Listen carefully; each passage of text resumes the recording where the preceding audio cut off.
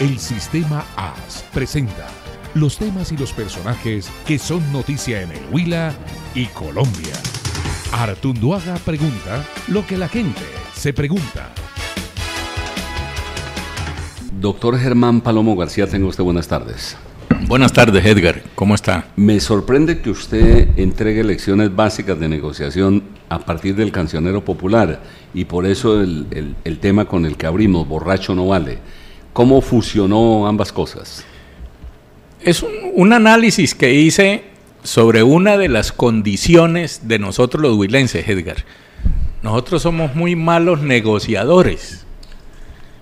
Y sobre todo, cuando dicté cátedra en las universidades aquí, y un programa que traje yo aquí de Medellín, de la Universidad Ceipa, me di cuenta que necesitábamos mucha formación en negociación. Y entonces me puse a analizar esa condición y llegué a la interpretación de esa canción, muy vieja, por cierto, de la década del 40 del siglo pasado, que es la negociación entre un ratón y un gato, que termina el ratón ganándole al gato en esa negociación. Entonces, si uno mira, fue el análisis que yo hice, cada uno de los párrafos es una verdadera lección. Por eso lo llamé principios básicos de negociación a partir del Cancionero Popular, porque uno se da cuenta allí que en cada una de esas canciones y particularmente en ella hay una lección.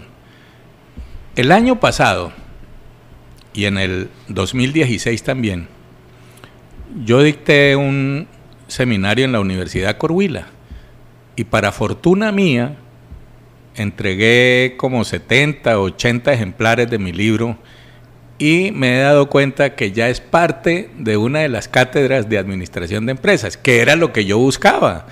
No solamente, digamos, ser un exitoso escritor de esos temas, que no lo soy, por supuesto, soy más inquieto en ello, pero que los estudiantes consideraran la importancia de formarse para la negociación.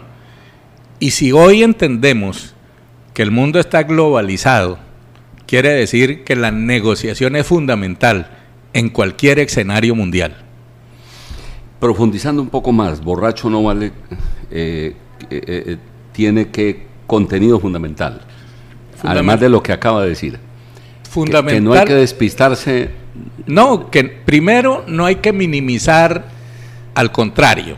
Y no digo contrario. Por gato que sea. Por gato y que sea. ratón no. que sea uno. Entonces, mire cómo comienza la canción, ¿no? Se estaba ahogando un ratón en un barril de vino. Y viendo al gato vecino le dijo, con cierta preocupación: hey, compadre gato, compadécete y sácame de esto. Así que yo te prometo, ¿no? Después de que me pase la borrachera, porque estaba en un tonel de vino, puede usted hacer lo que quiera usted de mí. Entonces, ahí es cuando uno empieza a relatar cómo es posible que el gato se haya dejado convencer de semejante argumentación, ¿no? Y segundo, muchas veces, que es lo que uno debe mirar, estas supuestas negociaciones nacen de una necesidad. La necesidad del ratón era no ahogarse. La del gato no era eso. El gato, entre más estuviera o ya muerto el ratón o totalmente borracho, era más fácil que se lo comiera. Y eso es lo que pasa en muchas negociaciones. No nos damos cuenta del origen de esa negociación. Y allí es donde empieza toda la trama. Fuera de ese error, pues obviamente el gato le dijo que le iba a facilitar el que se repusiera. Y incluso le dijo: voy a dejar que se duerma un rato. Entonces, vuelvo al símil que estoy haciendo. ¿Cuántas negociaciones se hacen ofreciendo más de lo que el otro esperaba? Y ahí hay otro error. Uno muchas veces, por ganarse un negocio, ¿no?, está ofreciendo más de la cuenta. Eso quiere decir que se ha hecho un mal análisis de esas negociaciones. Una vez más para decir, Edgar, que debemos prepararnos para poder negociar en cualquier escenario, porque uno termina negociando en la vida en todo, hasta en la familia. Uno termina negociando, ya sea con la esposa, con los hijos, etcétera, y todo es una negociación. No necesariamente los objetivos sean comerciales. Ese es el mensaje que yo quise dar con eso. Pues me impacta nomás ese resumen. Queda uno con ganas de leer El borracho no vale. ¿Se vendió mucho? ¿Lo regaló mucho? ¿Qué pasó con el libro? 50 y 50, Edgar. Yo vendí un 50%. El otro lo he destinado a este tipo de donaciones, a las universidades, a algunos colegios y demás.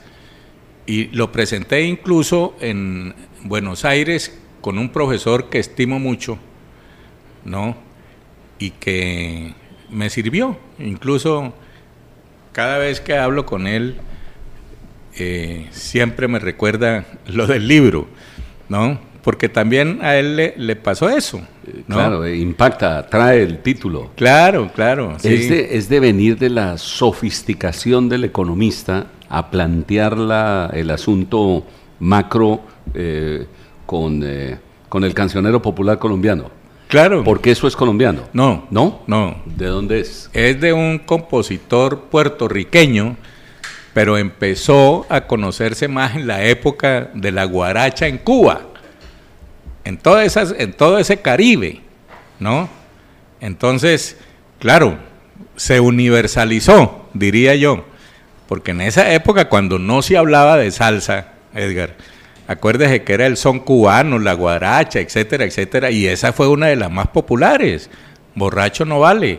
Ahora veíamos cómo la cantaba Rubén Blades, la cantó también este cantante que también aparece allí, no me acuerdo su nombre, se me olvidó, pero muchos otros, Daniel Santos la cantó también, ¿no? Doctor Palomo, usted ha tenido una amplia trayectoria como administradora, ha sido jefe de planeación del Huila.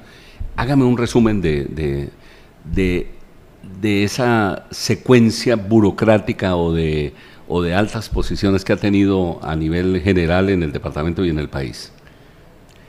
Yo diría esto, Edgar, como alguna vez dijo Daniel Samper, ¿no?, uno pasa de la sala al comedor.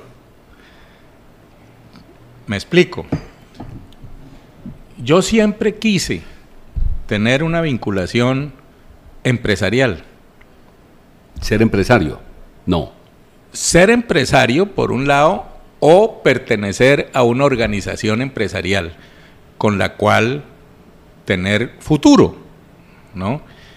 Y yo digo, lo conseguí en primera instancia. Terminando la universidad, incluso no había alcanzado a graduarme, me faltaba la tesis de grado. Yo fui nombrado, en esa época se llamaba secretario ejecutivo de la Cámara de Comercio de Neiva, lo que hoy se llama presidente ejecutivo, en este caso en cabeza hoy del doctor Ariel Rincón. Y entonces comencé a conocer lo que era la actividad comercial. Y me acuerdo mucho que Confecámaras estaba promoviendo en ese momento una nueva condición, que era la de afiliados. Y yo me dediqué a visitar cada establecimiento comercial para llegar a esa nueva calificación, y encontraba pues un rechazo total. ¿Por qué? Porque la gente no entendía la diferencia entre el registro mercantil y el ser afiliado. Y cuando uno les proponía afíliase a la Cámara, que da ciertas ventajas, la respuesta era, pero ¿cómo? Si yo estoy ya registrado hace tantos años que ese es el registro mercantil. Entonces, por eso digo, temprano, yo llegué a una relación muy directa con los comerciantes, en el caso de Neiva. Luego fui miembro de Confecámaras en representación de la Cámara de Comercio de Neiva y tuve pues mucho más contacto con los comerciantes y en general con empresarios, porque la Cámara de Comercio no solamente califica a comerciantes, sino empresarios de los distintos renglones económicos. Y eso empezó a gustarme, pero siempre aparecía el tema de la gestión pública, porque no puedo decir de la política. Entonces, yo desde muy temprano fui seguidor del doctor Guillermo Plaza Jalcid. Y entonces empecé a vincularme a su movimiento. Me acuerdo mucho que por la década del 70 del siglo pasado, el doctor Plaza hizo una reunión en Algeciras para plantear un plan de desarrollo, valga la redundancia, y obviamente todo eso se lo escribí yo, y resultó como una plataforma de acción. Cuando Guillermo entró a la alcaldía de Neiva, en su, creo que segunda alcaldía, no la tercera, el municipio de Neiva estaba en una crisis tremenda desde el punto de vista económico. Ya iba a ser embargado por el Banco de Bogotá y era presidente del Banco de Bogotá uno que después fue ministro de Comunicaciones, el doctor Jaime García Parra. Y entonces Guillermo, sin yo estar vinculado a la administración, me invitó, me dijo: Germán, yo quiero que usted me acompañe, tengo cita con el presidente del Banco de Bogotá para resolver el problema. Entonces yo, que siempre he sido, digamos, organizado, no me gusta improvisar, entonces preparé un documento con la realidad fiscal y financiera del municipio de Neiva y plantearle al presidente una solución. Efectivamente lo acompañé.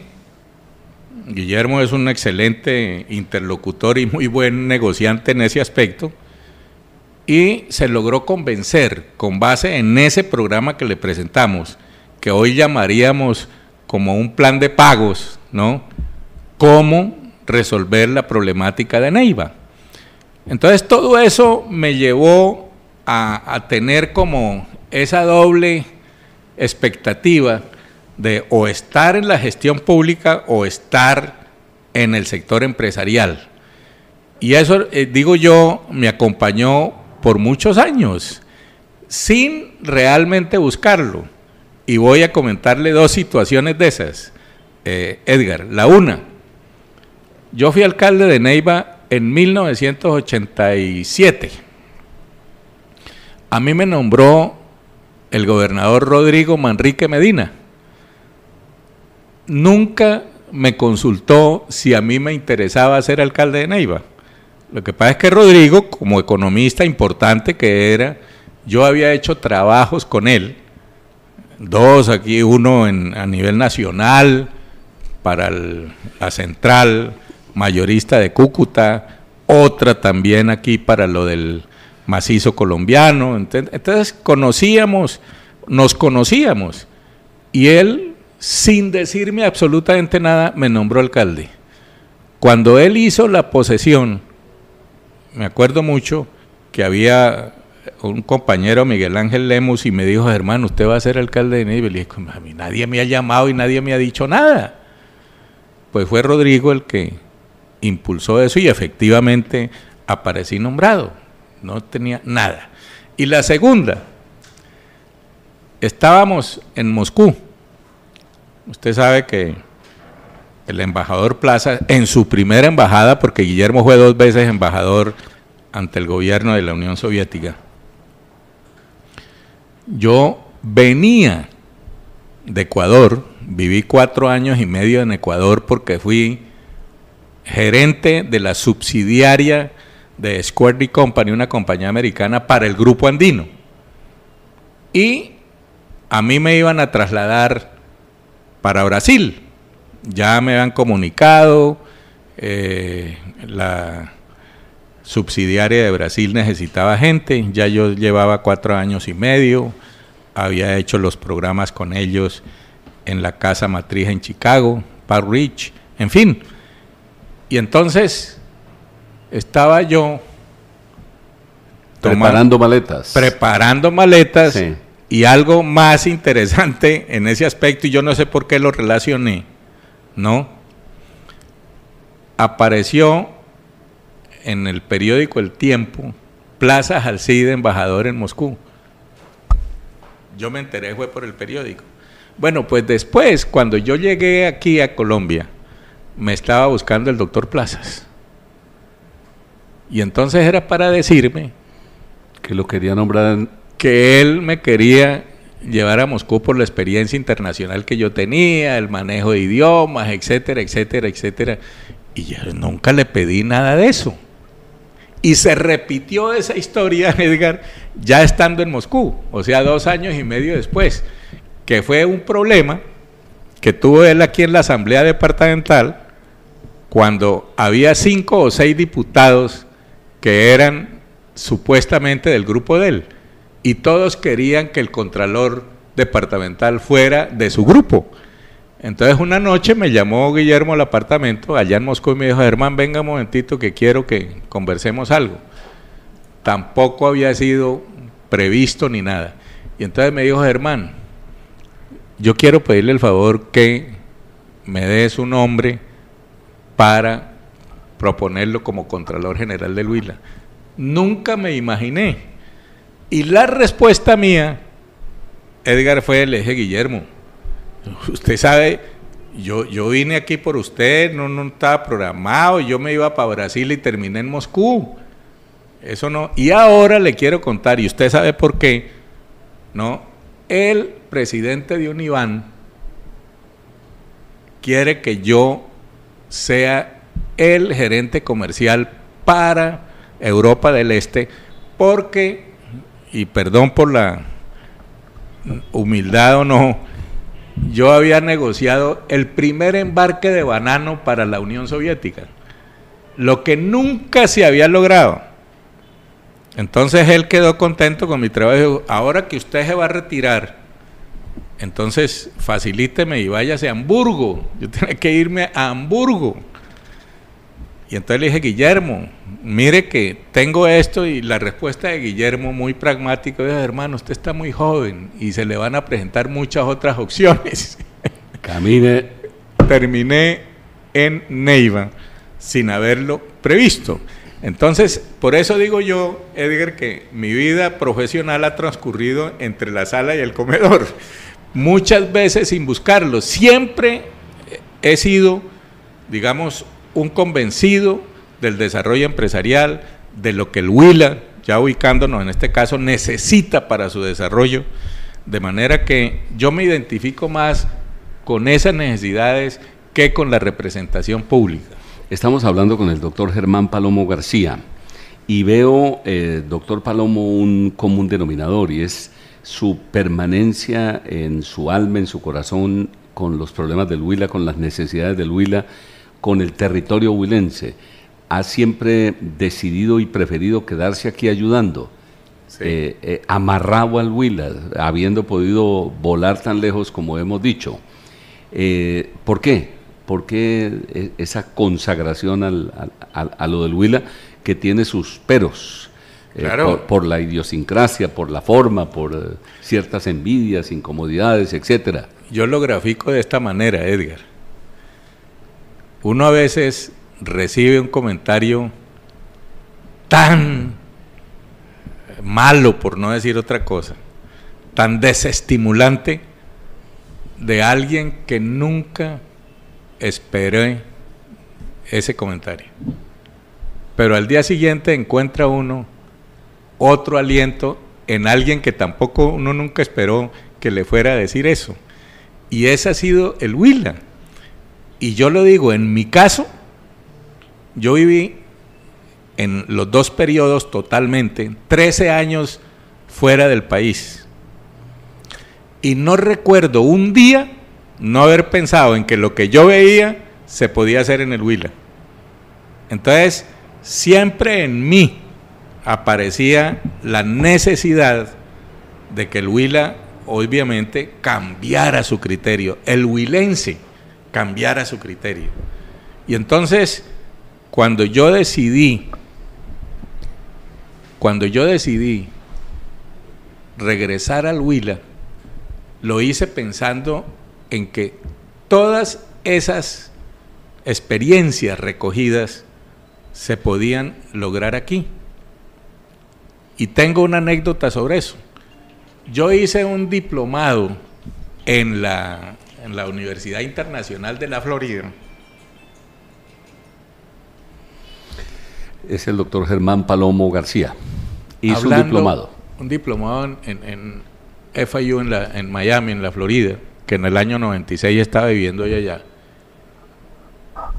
Y vi un programa muy interesante, que todavía existe, que se llama el Centro de Desarrollo de Pequeños Negocios. Y consistía en que esa ley, porque es una ley en Estados Unidos de pequeños negocios, estaba destinado a promover los negocios de las minorías étnicas, negros, hispanos, asiáticos, etc. Y a mí me gustó esa idea, y yo le dije al profesor Marvin Nesbitt, le dije, quiero invitarlo al Huila. Le dije que era el Huila, porque es que esta figura que tienen ustedes de Centro de Desarrollo de los Pequeños Negocios la necesitamos mucho allá. No pude lograr apoyo para que él viniera.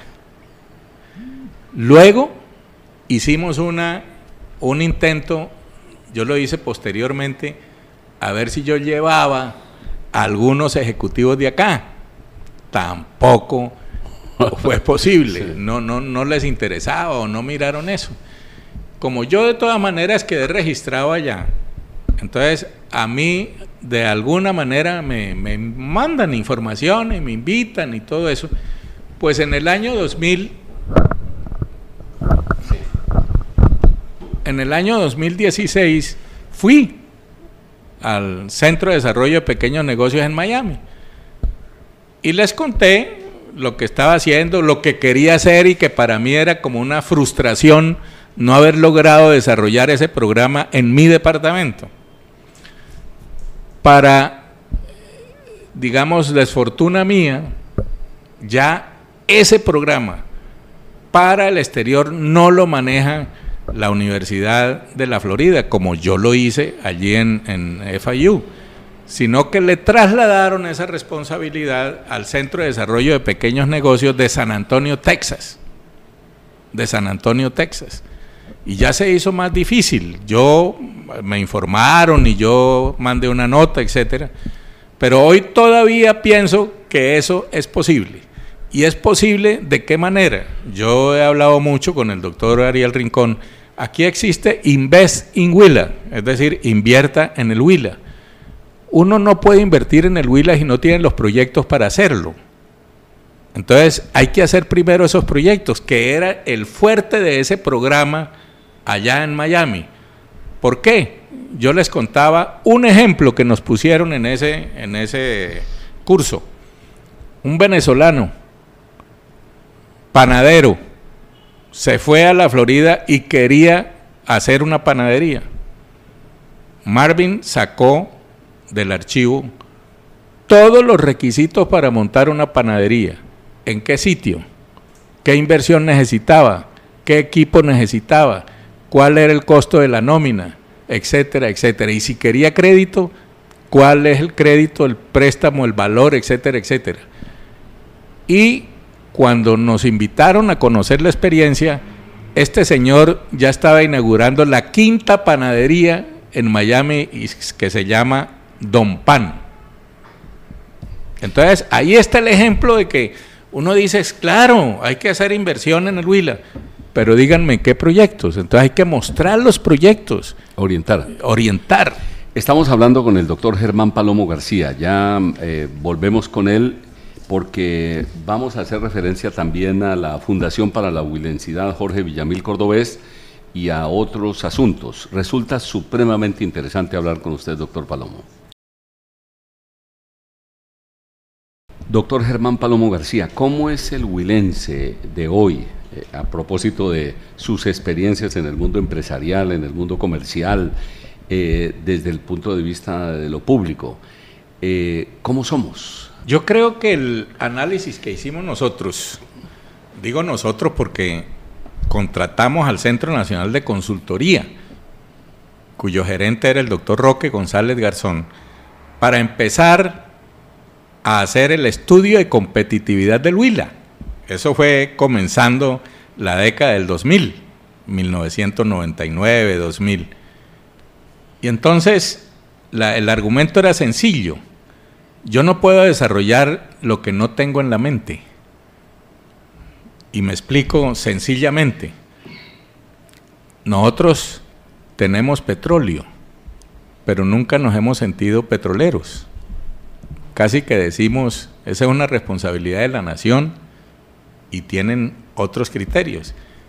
Eso partiendo de que la Universidad Surcolombiana ha logrado una excelente facultad de ingeniería de petróleos, que dicen que debe complementarse con geología, pero es para decir que nosotros siempre hemos visto las cosas como al margen, y entonces yo no creo que hayamos cambiado mucho, hemos avanzado, pero no hemos cambiado mucho de este marco mental, porque nosotros lo llamamos marco mental, que nos dio 5 características del huilense para responderle. Somos paternalistas. Todo queremos que el papá nos haga todo, llámese papá biológico, papá gobierno, papá etcétera, nos lo haga. Entonces, la iniciativa está condicionada por ese paternalismo. Segundo, somos escépticos, Edgar. Aquí no creemos en nada ni en nadie. Y eso sí es muy negativo. Mire, incluso Francis Fukuyama hizo el libro de confianza, porque es que una sociedad que no tenga confianza en sí mismo, pues no va a progresar. Y uno mismo, yo vivo permanentemente diciéndome a mí mismo, debo tener autoconfianza, creer en uno mismo. Tercero, somos conformistas. Si toda la vida, excúsenme el término, quiero graficarlo, si toda la vida hemos estado jodidos y seguimos viviendo, ¿para qué nos complicamos? Así hemos estado, ¿no? Cuarto, vivimos en el individualismo. Somos individualistas. Yo lo digo de otra manera, somos muy malos para las causas colectivas. ¿Sí? Aquí cuando nos convocan a la unificación de objetivos y a generar trabajo en equipo y crear equipos de trabajo, somos malos para eso. Y quinto, no tenemos visión de futuro. Vivimos aferrados al pasado. Cuando yo era, cuando yo tenía, cuando mis papás tal cosa, tal otra. Entonces ese marco mental es muy complicado, Edgar. Y por eso digo, creo que no ha variado significativamente. El estudio fue hace 18 años. Hace y hoy 18. Más o menos se mantiene. Se mantiene. Igual. Sí, se mantiene. Porque es que miremos el desarrollo. Alguna vez conversamos usted y yo para decir, y lo comenté, la economía del Huila es una economía estancada. Nosotros hace muchísimos años somos el 1.8% del PIB nacional.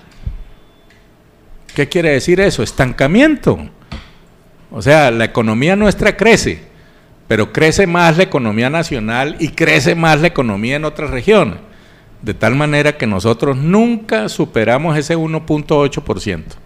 Eso es muy diciente de que entonces ese estancamiento simplemente genera un ritmo para sostenernos ahí, pero no para ejercer un liderazgo en otra parte. Nosotros nos decimos, y eso es importante, somos el principal departamento productor de café. Y es cierto. Pero ¿qué es lo que pasa?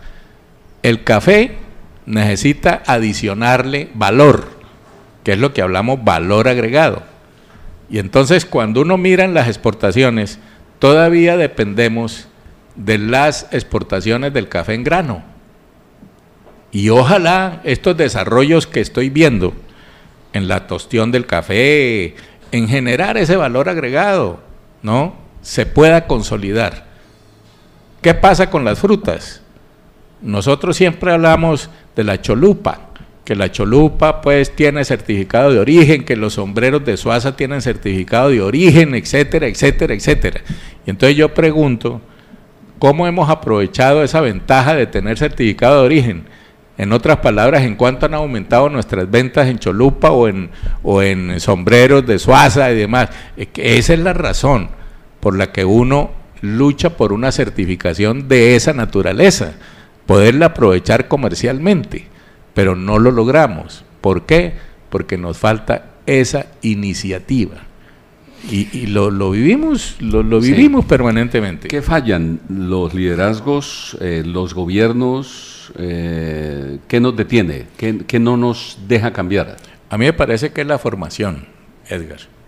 ¿Sí?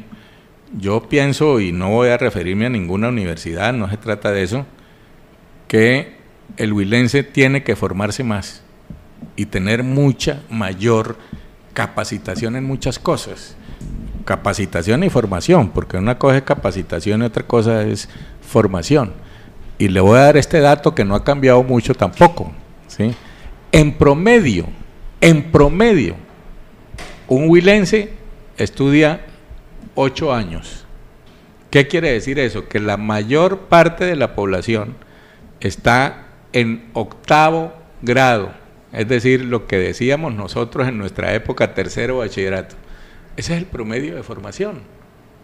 Entonces ahí hay mucho que trabajar. Y si nosotros le agregamos el tema de ciencia y tecnología, ahí es donde más tenemos que hacer. En todos estos indicadores de competitividad de los departamentos, siempre tenemos la debilidad en sofisticación y diversificación. ¿Por qué? Porque aquí no generamos hechos nuevos desde el punto de vista de productividad, de generación de nuevos programas o nuevas líneas de producción. Y entonces, mientras ocupamos, por poner un ejemplo, el último indicador departamental de competitividad, un primer puesto en la sostenibilidad ambiental, que lo ocupamos, somos 19 entre 26 departamentos en sofisticación y diversificación. ¿Qué quiere decir eso? Que nosotros vivimos repitiendo las mismas cosas cada año. Entonces, me parece que el tema de formación es fundamental para poder nosotros mejorar en eso. Ciencia y tecnología. Mire, aquí hace 4 años, tal vez 5 ya, no recuerdo, cuando empezó el Fondo de Ciencia y Tecnología con base en regalías petrolíferas, que eso no existía, y se aprobó que un 10% de las regalías se destinaban a promover ciencia y tecnología. Y aquí para el Huila se aprobó un programa que lo llamaron socialización de la ciencia y tecnología, que no tenía nada que ver con la investigación, que no tenía nada que ver con una tecnología aplicada, sino promover en los padres de familia, ¿no?, el que la ciencia y tecnología fuera parte pues de esa formación. En otras palabras y con todo respeto, gastamos 21.000 millones de pesos haciendo esa socialización. ¿Y qué ganamos? Nada. Hoy no hay nada de eso, de esos 21.000 millones de pesos. Entonces, ahí es más, aquí hay 2 ejemplos bien interesantes que ojalá se consoliden, que es el programa Ondas, que lo maneja la Universidad Surcolombiana. Ese programa es excelente. Y otro programa que se llama Las Ciencias en Investigación. Es un ejemplo, es una integración de investigadores colombianos de Harvard y del MIT que procura vincular a ciudades que tienen esas limitaciones para que empiecen a pensar en ciencia y tecnología. Ahora, del 18 al 25 de junio, se hace aquí en Colombia la 4ª versión de ese programa. Y afortunadamente Neiva está incluido en ese. Entonces, herramientas sí hay, pero hay que hacerlas valer, digo yo, desde el punto de vista práctico, Edgar.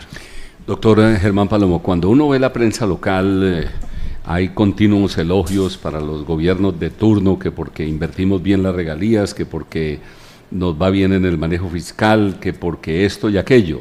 Pero en la práctica uno no ve el crecimiento del departamento, ni en el campo educativo, ni en el campo turístico, por ejemplo, ni en otros asuntos. Tal vez nos engañamos nosotros mismos con esos titulares. Yo digo, no solo nos engañamos nosotros mismos, sino el país.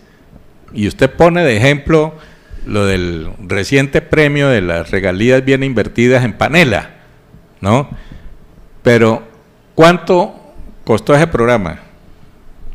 1.000 y tantos millones, y muy bueno, porque nosotros analizamos cuando en el 2015 actualizamos la agenda interna, un equipo que tuve la oportunidad de dirigir, nos dimos cuenta que la Panela tenía una buena opción y no aparecía como renglón priorizado en la agenda interna. Y entonces nosotros propusimos vincular a la Panela en la apuesta agroindustrial. Y esos resultados pues nos satisfacen porque fue parte del análisis. Pero entonces, si yo premio un programa como este, y no quiero demeritarlo, de 1.200 millones de pesos, ¿qué hacemos con los 4 billones de pesos de mal manejo de las regalías? Ahí es donde, digo yo, nos engañamos, porque en el año 2011, para empezar en el 2012, se cambió el régimen de regalías.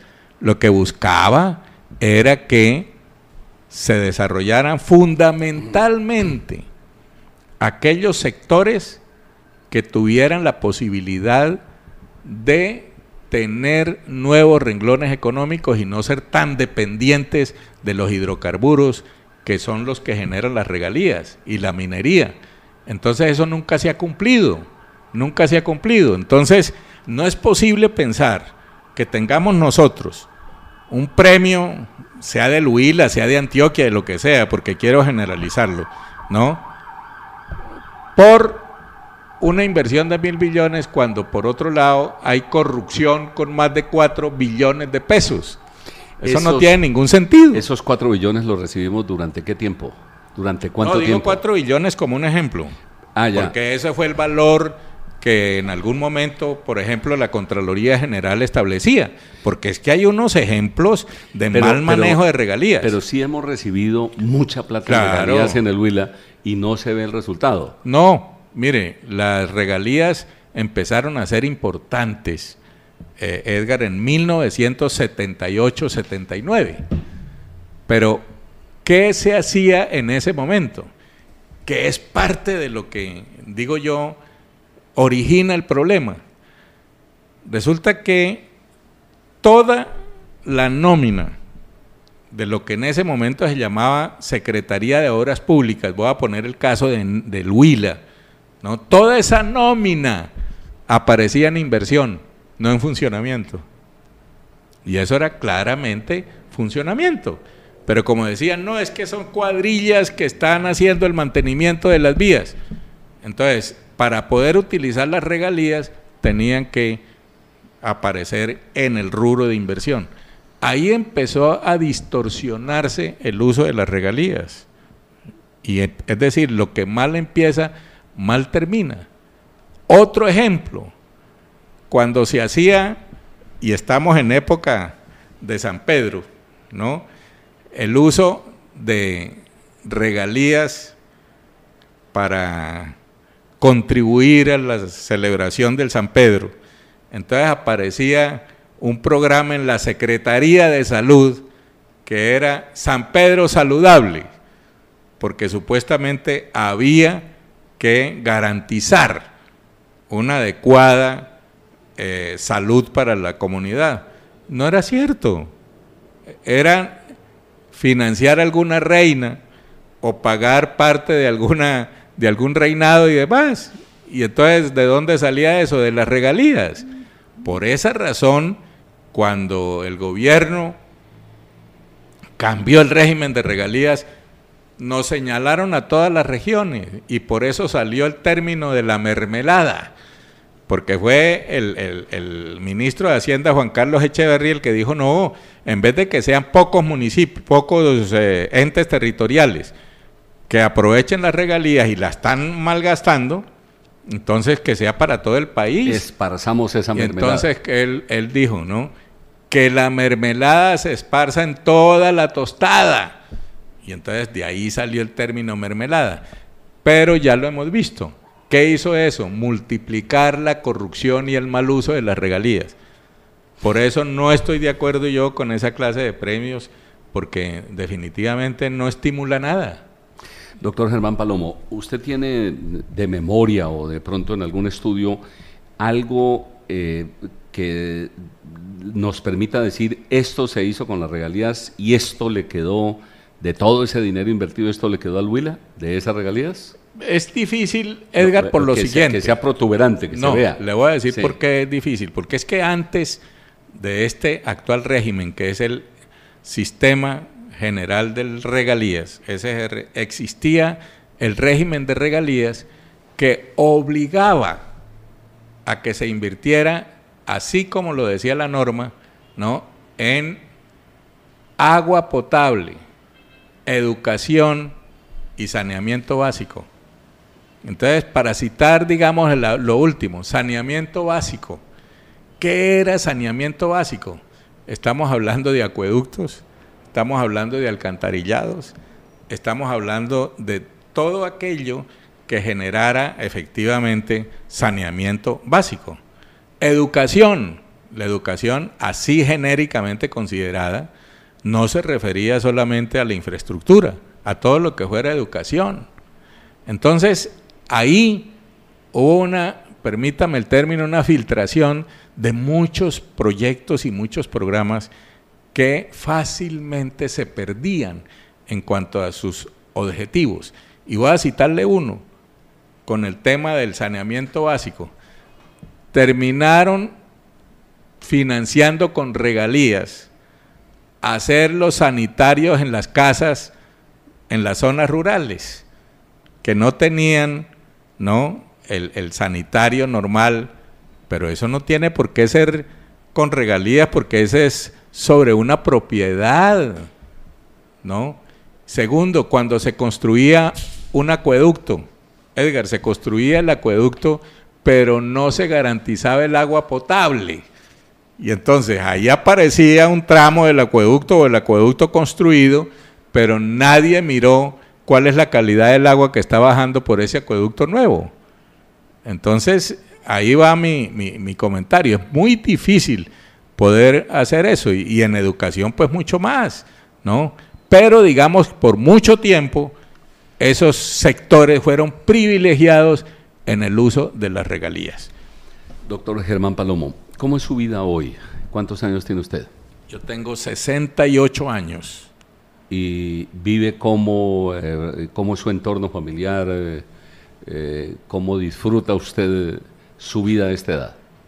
Sí, yo, digamos, hoy estoy solo, yo soy separado hace más de 10 años, 10, 15 años, y tengo 3 hijos, que son Alexander, economista de los Andes, Germán, que es ingeniero civil de los Andes, y Tatiana, que es médica pediatra neonatóloga de la Javeriana, y su última especialización la hizo en la Universidad Militar Nueva Granada. Tengo 5 nietos, que los disfruto cada fin de semana. Yo, por lo general, no acepto compromisos en fin de semana. Entonces, llevo una vida en ese sentido muy tranquila, ¿no? Muy tranquila, obviamente con un compromiso familiar interesante con ellos. Yo tengo una relación muy buena con mis hijos, a pesar de que yo me separé estando muy joven en la primera vez con Olga, mi ex esposa, pero eso ha permitido tener como una fuerza interior para todos muy importante, y eso a mí sinceramente me llena, porque yo vivo, por ejemplo, mi hija como pediatra que es, que no tiene nada que ver con mi problema de salud, que es diabetes, yo soy diabético, ella vive permanentemente pendiente de mí, incluso sabe cuándo se me acaba tal medicina, y eso para mí es suficiente. Y yo digo, tengo una anécdota que creo que Edgar la conoce. Mis hijos nacieron en 3 países distintos. Mi hijo Alex fue el único que nació aquí en Colombia. Nació en Bogotá en el año 75. Mi segundo hijo, Germán, el ingeniero civil, nació en Quito, Ecuador. Y mi tercera hija, Tatiana, nació en Moscú. De manera que yo siempre digo, tengo las Naciones Unidas en mi casa. Sí. ¿Tuvo 2 matrimonios? Yo realmente uno solo, pero tuve 2 parejas adicionales, que fue Tatiana, de rusa, estuvo aquí casada también. La primera señora. La primera casada con colombiano. Mi primera esposa es Olga Sarmiento, la segunda es Tatiana. Tatiana, yo estuve con ella 17 años, Edgar, no tuvimos hijos, y digo, se dañó esa relación por los 2 hijos que ella tenía de su primer matrimonio también, y digo yo, lamentablemente, fue un problema difícil. ¿Regresó ella a su país? ¿O no, ella aquí? Se quedó en Bogotá. Se quedó aquí. Ella vive en Bogotá, y luego viví como 10, 12, unos 13 años con una niña antioqueña, Martelena Posada. Y esa fue mi, digamos... Su periplo... Ha sido mi periplo conyugal. No es fácil la convivencia, ¿no? No, no es fácil. Es bien complicado. Sobre todo cuando se tienen hijos, digamos, los tuyos y los míos. Eso no es fácil y doy testimonio. Porque eso no es lo que uno quiera, sino también la forma en que uno maneje las situaciones. Y en vez de generar rechazo, uno debe procurar, es la unión que no siempre se consigue. Nada fácil. Doctor Palomo, Germán Palomo García, me alegra verlo, saludarlo. Veo que se maneja usted bien con su diabetes, la va bien con ella, sí. la soporta, la cuida. Excelente, Edgar. ¿Es usted drástico? Yo soy muy riguroso en mi dieta. ¿Sí? No solo en la comida, sino en la salud en general, mis ejercicios, etcétera. Y gracias a Dios he logrado... Le permite mantenerse bien. Me mantengo bien. A mí nunca se me olvida el mejor consejo que he recibido del médico. ¿Sí? Germán, la diabetes no es una enfermedad, sino una insuficiencia que genera limitaciones. Si usted se mete dentro de esas limitaciones, perfectamente puede vivir. ¿Y cuáles son las limitaciones en términos de nosotros los colombianos? Hace 30 años no me como un tamal, hace 30 años no me como una torta, etcétera. Entonces, si yo hago eso, y yo voy cada 3 meses a chequeo médico, estaré bien, afortunadamente. Doctor Germán Palomo García, muchas gracias. Mi admiración y mi respeto. Que esté muy bien. Muchas gracias, Edgar. Seguimos sintonizados. Buen día. De lunes a viernes, a la 1 de la tarde, los temas que interesan al Huila. Artunduaga pregunta lo que la gente se pregunta. 1 de la tarde, en la W 104.3 y las emisoras del Sistema AS.